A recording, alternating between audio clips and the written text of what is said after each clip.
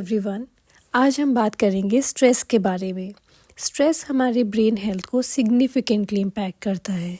ये हमारे ब्रेन के स्ट्रक्चर और फंक्शन दोनों को इन्फ्लुएंस करता है। शॉर्ट टर्म स्ट्रेस कभी कभी हमारे लिए बेनिफिशियल भी हो सकता है, क्योंकि ये हमें सिखाता है कि चैलेंजेस को कैसे रिस्पॉन्ड किया जाता है। बट क्रॉनिक और एक्सेसिव स्ट्रेस के बहुत सारे हार्मफुल इफ़ेक्ट्स हो सकते हैं, जैसे कि स्ट्रक्चरल चेंजेस। पहला चेंज आता है हिप्पोकैम्पस में।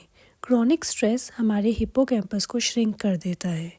ये वो एरिया है ब्रेन का जो हमारी मेमोरी, लर्निंग के लिए रिस्पॉन्सिबल है, और पोटेंशियली ये लीड करता है कॉग्निटिव इम्पेयरमेंट को। नेक्स्ट एरिया है प्री फ्रंटल कॉर्टेक्स।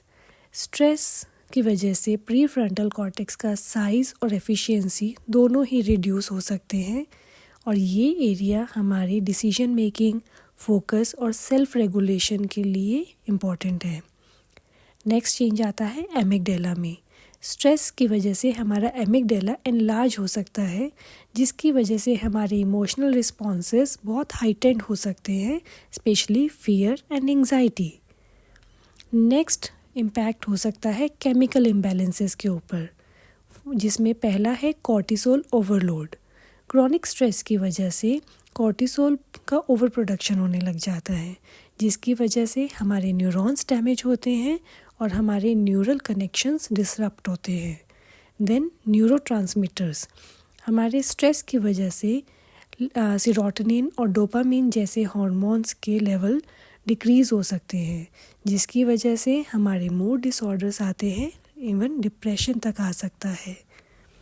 नेक्स्ट आते हैं कॉग्निटिव एंड इमोशनल इफ़ेक्ट्स, जिसमें इम्पेयर्ड मेमोरी और कंसंट्रेशन होता है।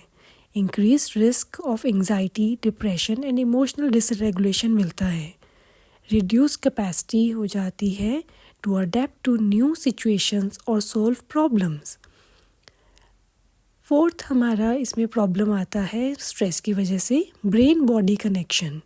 स्ट्रेस हमारी स्लीप को अफेक्ट करता है, हमारी एपेटाइट यानी भूख को अफेक्ट करता है, और इवन हमारे इम्यून फंक्शंस को भी इम्पैक्ट करता है, जिससे हमारी ब्रेन हेल्थ और ज़्यादा इम्पैक्ट होती है।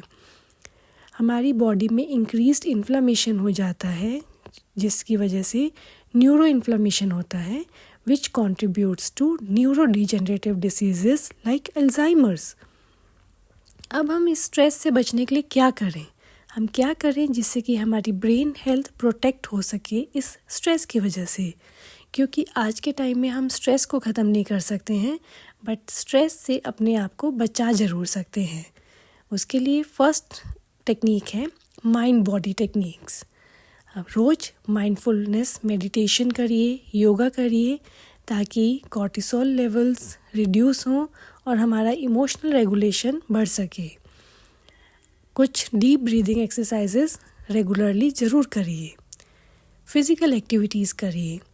एक्सरसाइज की वजह से हमारे brain derived neurotrophic factors increase होते हैं, जिससे हमारी न्यूरल ग्रोथ और रेजिलियंस प्रमोट होती है। एरोबिक एक्सरसाइजेस लाइक रनिंग और swimming are particularly beneficial. Healthy lifestyle, एक बैलेंस डाइट मेंटेन करिए जो कि एंटीऑक्सीडेंट्स में रिच हो, ओमेगा 3 फैटी एसिड्स में रिच हो, और कुछ ज़रूरी न्यूट्रिएंट्स होते हैं जैसे कि मैग्नीशियम और विटामिन बी। अपनी क्वालिटी स्लीप को प्रायोरिटाइज करिए, बिकॉज़ इससे हमारी रिकवरी और मेमोरी कंसोलिडेशन में बहुत हेल्प मिलती है।